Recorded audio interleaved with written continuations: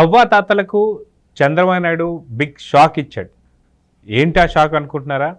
Only అవ్వాతాతలకు మాత్రమే కాదు, జగన్మోహన్ రెడ్డికి కూడా ఇది ఊహించని షాక్ అనుకోవచ్చు. అదేంటనేది మనతో పాటు సీనియర్ జర్నలిస్ట్ కనకదుర్గ వడ్లమణి గారు ఉన్నారు. వారిని అడిగి తెలుసుకుందాం. మేడం నమస్తే. నమస్తే. అసలుకి అవ్వాతాతలకు ఒక పెద్ద షాక్ అనుకోవాలి ఇది. అదే అవ్వాతాతల కన్నా మించి ఏదైతే వైసీపీకి సంబంధించిన అధినేత ఎవరైతే ఉన్నారో జగన్మోహన్ రెడ్డి కూడా ఒక పెద్ద భారీ షాక్ అనుకోవాలి.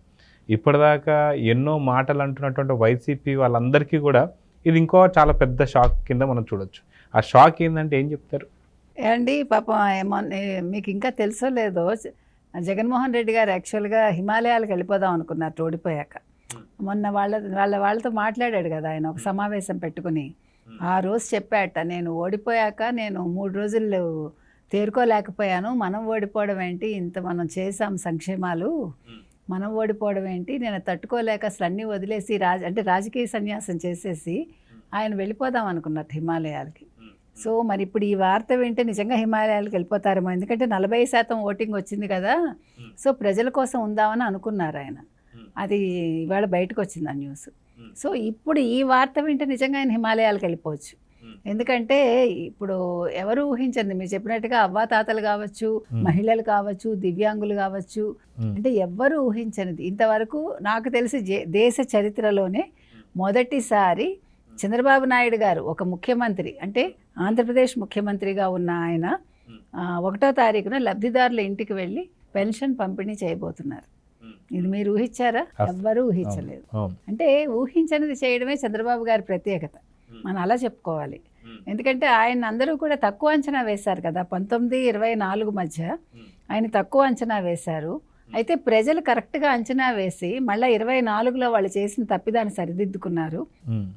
ఏదైతే ఎలక్షన్స్ ముందు మాట ఇచ్చారో, నేను జూలై 1 నుంచి మీకు 4,000 ఇస్తాను, తర్వాత ఏప్రిల్ మే జూన్ నెలకి, అంటే ప్రతి నెల 1,000 ఎక్కువ చొప్పున, అంటే 4,000 చొప్పున ఇవ్వాలి. కాబట్టి ఆ 3,000 ప్లస్ ఈ 4,000 7,000 మీకు జూలై 1కి వస్తుంది, నన్ను మీరు గెలిపించాక, నేను ముఖ్యమంత్రిని అయ్యాక అన్నారు.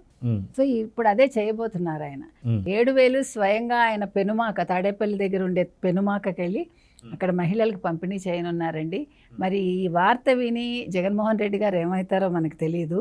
ఎందుకంటే ఆయన తెల్లారులేస్తే నా ఎస్సీలు, నా ఎస్టీలు, నా బీసీలు, నా మైనారిటీలు, నా అవ్వాతాతలు అంటాడు కదా ఆయన. అవ్వాతాతలకు పెన్షన్లు ఇచ్చాను, సంక్షేమాలు ఇచ్చాను, నా సంక్షేమాలే నన్ను గట్టెక్కిస్తాయి, ఎందుకు వాళ్ళు నాకు ఓటేయలేదు, నేను ఆశ్చర్యపోతున్నాను. సంక్షేమాలు ఒక్కటే గట్టెక్కించావు కదండి, మీరు వాలంటీర్లకు ఇచ్చి పంపించేశారు.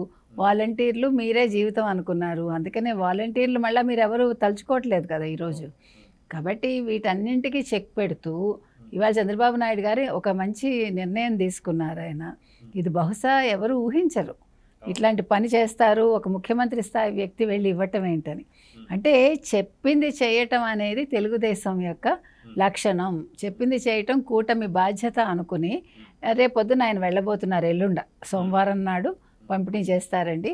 దీనికి ఇప్పుడు మరి మాజీ మంత్రులందరూ ఏమంటారో, వైసీపీ ఎమ్మెల్యేలందరూ ఎలా షాక్ అవుతారో మనందరం ఎదురు చూడాల్సిన విషయం అది. అయితే ఇక్కడ చూసుకుంటే గత ప్రభుత్వం వచ్చేసి వాలంటీర్లని కావాలని చెప్పి చంద్రబాబు నాయుడు ఆపేశాడు. వాలంటీర్లు లేకపోవడం వల్లే మేము పెన్షన్లు ఇవ్వలేకపోతున్నాం అని చెప్పేసి అయితే అబద్ధపు ప్రచారం అయితే చేయడం జరిగింది. కానీ ఇప్పుడు వాటన్నిటిని తల తన్నుతూ వాలంటీర్లు ఏమీ అవసరం లేదు, ఇది ఖచ్చితంగా ఇవ్వాలనుకుంటే రాజకీయంగా ఉండే వాళ్ళందరూ కూడా ఇంటికి వెళ్ళేసి దాన్ని ఇవ్వచ్చు అని చెప్పేసి కూడా చెప్పారు. ఇప్పుడు దీన్ని నిరూపిస్తానికే చంద్రబాబు నాయుడు ఇంటికి వెళ్తున్నారు. అయితే ఖచ్చితంగా ఇది ఊహించినటువంటి ఒక దెబ్బ అనుకోవచ్చు వైసీపీకి. ఇప్పుడు మిగతా ప్రజలకు కూడా అర్థమవుతుంది అనుకోవచ్చా, అంటే వాలంటీర్లు అంత పెద్ద గొప్ప స్థాయిలో కాదు, నిజంగా హెల్ప్ చేయాలనుకుంటే ఎవరన్నా వచ్చి చేయొచ్చు అని చెప్పి నిరూపిస్తున్నట్టు అనుకోవచ్చు అంటారు దీన్ని. అంటే ఇప్పుడు వాలంటీర్లు ఎందుకు పక్కన పెట్టారండి? మీకు ఎన్నికల కోడ్ ఉంది కాబట్టి ఎన్నికల కమిషన్ కొన్ని రోజులు వాళ్ళని పక్కకు పెట్టండి, ఎలక్షన్స్ అయ్యే వరకే అన్నారు. కాబట్టి ఇప్పుడు వాళ్ళ స్థాయిని తగ్గించడము కాదు, హెచ్చించడము కాదు అది. కాకపోతే ఏంటంటే ఆ సందర్భంలో మీరు చెప్పినట్టుగా నిజంగా చంద్రబాబు నాయుడు గారు ఆ రోజు ఖచ్చితంగా చెప్పారు, నాకు ఒక్కరోజు టైం ఇవ్వండి నేను ఇస్తాను మీకు అన్నారు. మీకు గుర్తుంటే ఆయన ఛాలెంజ్ చేశారు ఆ రోజు. ఎందుకు చెప్తున్నామంటే నిజంగా ఇవ్వదలుచుకుంటే, ఇప్పుడు వీళ్ళు లేరు కాబట్టి ఇదంతా కూడా చంద్రబాబు నాయుడు గారు కుట్ర, చంద్రబాబు నాయుడు గారు అవ్వాతాతలకు పెన్షన్ ఇవ్వకుండా చేశారు. వాళ్ళని ఎండలో మాడిపించి వాళ్ళు 12 గంటలకు మిట్ట మధ్యాహ్నం రమ్మని చెప్పి వాళ్ళనేమో ఎండలో మోసుకొచ్చి రకరకాలుగా వాళ్ళు విన్యాసాలు చేసి వీడియోలు తీసి ఫోటోలు తీసి నానా గందరగోళం చేశారు కదండి. అసలు అది అవసరమా? మరి నేను బటన్ నొక్కితే మీకు వచ్చేస్తుంది అన్నారు కదా. ఇప్పుడు మరి జూన్ 1కి ఏం చేశారండి? జూన్ 1కి ఏమైనా గందరగోళం జరిగిందా? ఏప్రిల్ మేలో మీరు గందరగోళం చేశారు. మే 13 ఎలక్షన్స్ అయిపోయాయి. జూన్ 1కి ఎవరైనా పెన్షన్ల గురించి గొడవ చేశారా? వైసీపీకి చెందిన వాళ్ళు ఎవరైనా మాట్లాడారా? మరి అప్పుడెందుకు మాట్లాడారు మీరు ఇప్పుడు మీకు ఇక్కడ ఏం చెప్పాలంటేనండి, ఇవాళ చంద్రబాబు నాయుడు గారు 1వ తారీఖున చేస్తున్న పని ఆ రోజు ప్రతి నియోజకవర్గంలో ఆయా మంత్రులు వెళ్ళి పంపిణీ చేసి ఉండొచ్చు కదా. ముఖ్యమంత్రి గారు తాడేపల్లి చుట్టుపక్కల ఆయన పంపిణీ చేసి ఉండొచ్చు నిజంగా బుర్ర ఉంటే. అదే చెప్పారు చంద్రబాబు నాయుడు గారు. ఏమన్నారు? నాకు ఒక్క రోజు టైం ఇవ్వండి, మీకు ఎలా చేయాలో చేసి చూపిస్తానన్నారు. అందుకు ఉదాహరణ ఎల్లుండి ఆయన చేయబోయే పని. అంటే బుర్ర ఉంటే, తెలివి ఉంటే మనం ఎవరి మీద ఆధారపడక్కర్లేదు, ఎవరిని నిందించక్కర్లా. అది అధికార పక్షమా ప్రతిపక్షమా కాదు. ఇవాళ ఒక ఉద్యోగి రాలేదనుకోండి, ఒకవేళ నేను ఆఫీసర్ అయితే నేను సిగ్గుపడక్కర్లా. ఆ పని అక్కడ అవ్వాల్సిన పని ఉంటే నేను చెయ్యొచ్చు, తప్పులేదు. దానివల్ల నేను తగ్గిపోను, లేకపోతే నా స్టేటస్ తగ్గిపోదు. మనిషికి కావాల్సింది వ్యవస్థ నడవాలి. మీకు అర్థమైందా? ఇక్కడ చంద్రబాబు నాయుడు గారు చెప్తున్నది అది. వ్యవస్థలు నడవాలి, వ్యక్తులు కాదు. వ్యక్తి లేకపోయినా పని అవ్వాలి. కాబట్టి వాలంటీర్లు 2 నెలలు పక్కకు పెట్టమంటే కొంపలేం అంటుకుపోవు. కానీ మీరు కొంపలు అంటుకుపోయినట్టు గొడవ పెట్టి ఎలక్షన్స్లో ఓడిపోయాక వాలంటీర్ల వల్లే ఓడిపోయాము అన్నది ఎవరండి? వాలంటీర్లు ఉండడం వల్ల మేము ఓడిపోయాము, మా పనులన్నీ వాలంటీర్లు చేశారు, మేము తప్పు చేశాము వాలంటీర్లను నమ్మి అని చెప్పింది ఇదే వైసీపీ ప్రభుత్వం. కాబట్టి వాలంటీర్లు ఉన్నా లేకపోయినా వీళ్ళు పని చేయాలి. గ్రామ సచివాలయ వార్డు మెంబర్స్ ఏం చేస్తున్నారండి? వాళ్ళ పనే అది. ఒక్క రోజులో పెన్షన్స్లు పంపిణీ చేయొచ్చండి, అది పెద్ద విషయం కాదు. కాకపోతే ప్రభుత్వ ఉద్యోగులు కూడా చేయొచ్చు. అప్పుడు అదే చెప్పింది ఎన్నికల కమిషను. దాన్ని వీళ్ళు తప్పుదోవ పట్టించి దానికి తెలుగుదేశానికి ఒక ఇది వేసి, చంద్రబాబు నాయుడు గారి మీద ఒక చెడు ముద్ర వేసి వీళ్ళు ఎన్ని గగ్గోలు పెట్టి ఏం చేసినా కూడా ప్రజలు ఓటేశారు కదండి. అదేం తప్పు కాదని అర్థమైంది కదా వాళ్ళకి. మీరు ఇవ్వాలనుకుంటే ఇంట్లో కూర్చుని ఇవ్వచ్చు, లేదు మీరు వ్యక్తిగతంగా వెళ్ళి ఇవ్వచ్చు, ముఖ్యమంత్రి వెళ్ళి ఇవ్వచ్చు, ముఖ్యమంత్రి భార్య వెళ్ళి ఇవ్వచ్చు. మీరు వెళ్ళి కడపలో తిరిగారు కదా, పులివెందుల్లో ఇల్లు తిరిగారు కదా గడప గడపకి. అదేవిధంగా ముఖ్యమంత్రి భార్య కూడా వెళ్ళి ఇచ్చి ఉండొచ్చు, ఇంకా మంచిదై ఉండేది కదా. ఇప్పుడు దీన్ని ఆదర్శంగా తీసుకుంటారు. రేపొద్దున ప్రతి రాష్ట్రంలోనూ ప్రతి ముఖ్యమంత్రి ఎల్లుండి చంద్రబాబు నాయుడు గారు చేసే పని ఆదర్శంగా తీసుకుని వాళ్ళందరూ కూడా పాటిస్తారు. దానివల్ల వాళ్ళకి లబ్ధి చేకూరుతుంది. ఎవరికి? ముఖ్యమంత్రులకే మంచిది అవుతుంది, లేదు మినిస్టర్స్కి మంచిది అవుతుంది. రేపొద్దున వాళ్ళకి ఓట్లు పడతాయండి. ఇది ఓటు కోసం చేసేది కాదు.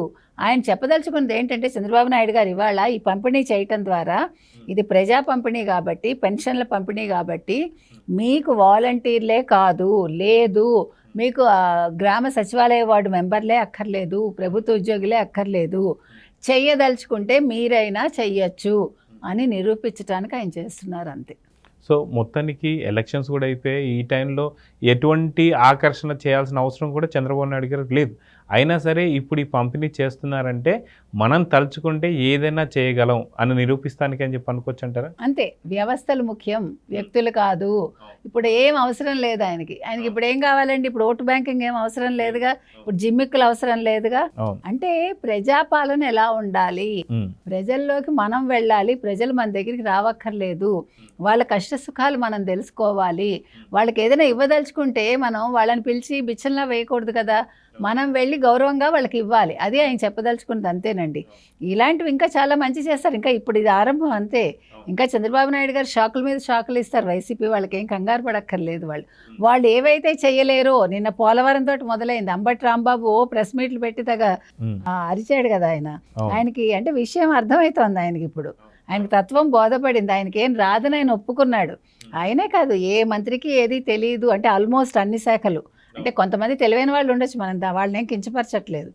అంటే తెలియని వాళ్ళ శాఖల గురించి తెలియని మంత్రులే ఎక్కువ ఉన్నారు కాబట్టి వాళ్ళందరికీ ఒక అవగాహన అండి ఇవన్నీ. సో పాలన ఎలా అందించవచ్చు, సుపరిపాలన ఎలా చేయాలి.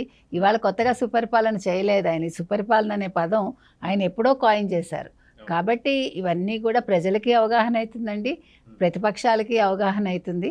అందరూ కూడా ఈయన చూసి ఈరోజు ముక్కు మీద వేలేసుకోవాల్సిందే.